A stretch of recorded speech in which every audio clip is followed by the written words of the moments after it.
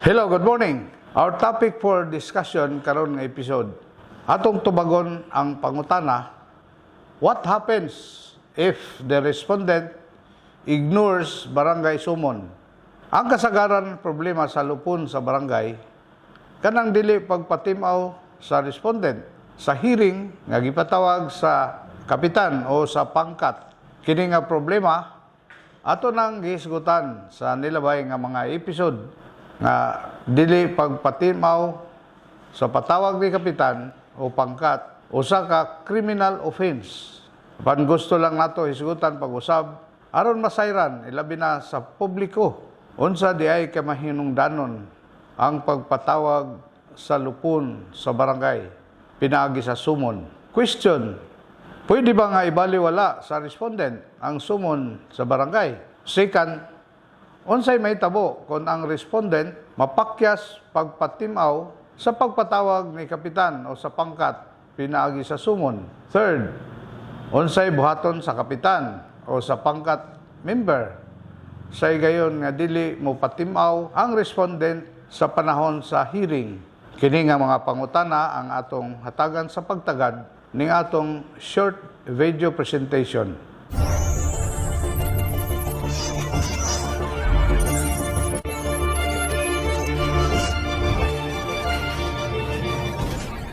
Ang implementing rules and regulation kon IRR, particularly paragraph A, section B of Rule 6 of RA 7160 or Local Government Code of 1991.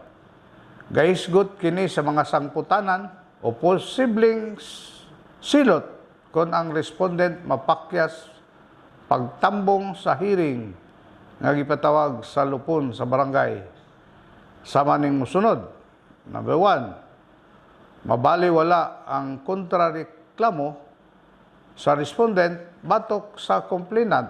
Second, was o certificate nga magdumili sa respondent sa pagpasaka sa iyang mga kontrareklamo ngadto sa korte o sa bisan asa nga buhatan sa gobyerno.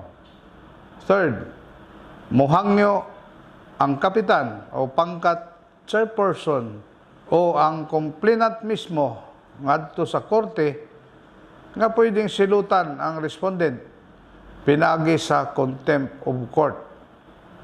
Ang classic example ani kanang nahitabo sa Senate, no? During Senate hearing nga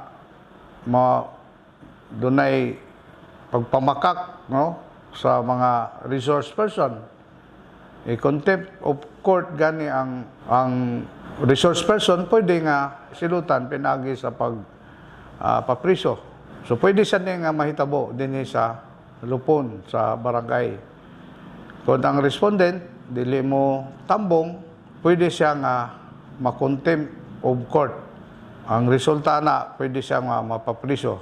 Ang kontrareklamo mahitabo kini kung dinha sa mediation proceedings, ang respondent adunay sumbalik reklamo batok sa complainant.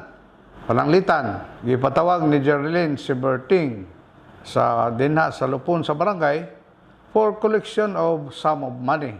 Nga naunta sa panahon sa paghusay, Siberting adunay kontrareklamo tungod kay matud pa ni Berting wala man nun tayo problema kay mubayad siya sa iyang obligasyon ngadto kang Geraldine. Apan, ang problema kay si Geraldine nagpost dito sa social media nga nakapadaot sa dungog sa pamilya ni Berting. Sama pananglitan pagingon nga maugid na nga mga pamilya, mga dili mobayad sa ilang mga utang. Di nalambigit na ang mga pangalan ug dungog sa pamilya ni Berting. Tungod kay si Berting wala man mo tambong sa hearing, posibleng mabaliwala ang iyang kontrareklamo ngadto kang Geraldine.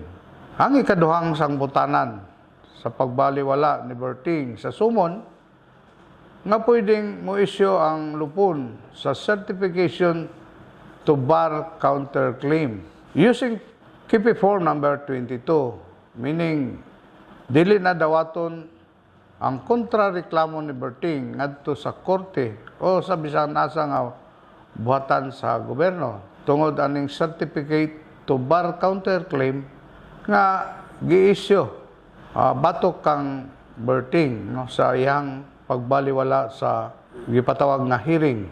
Ug ang ikatulo, pwede nga mohangyo si kapitan or ang pangkat chairperson or ang complainant mismo nga mahimong mapa-contempt of court ang respondent sa iyang pagbaliwala sa patawag sa lupon. Ang ipasabot kini nga pwedeng mapapriso ang respondent kung ang korte mo pagawas sa order of contempt batok sa respondent.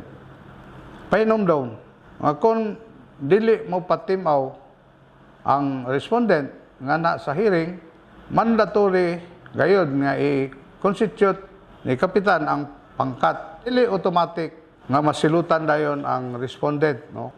Base kini sa Supreme Court Memorandum Circular Number 14-93 dated July 15, 1993. Ipatawag yapon ang respondent using KP Form number 19 aron mo explain sa iyang side ang hinungdan o mga rason nganong wala siya mitambong sa hearing. In short, tagaan yapon ang respondent sa gitawag nga due process of law. Kung ka mo nakauyon ng atong short video presentation, please like, subscribe, and click the notification bell para updated ka mo sa atong gitawag nga knowledge learning in Katarungan Pambarangay. Hininausab ang inyong higala, si Kapitan Bert Enriquez Mingon. Daghang salamat and God bless us all.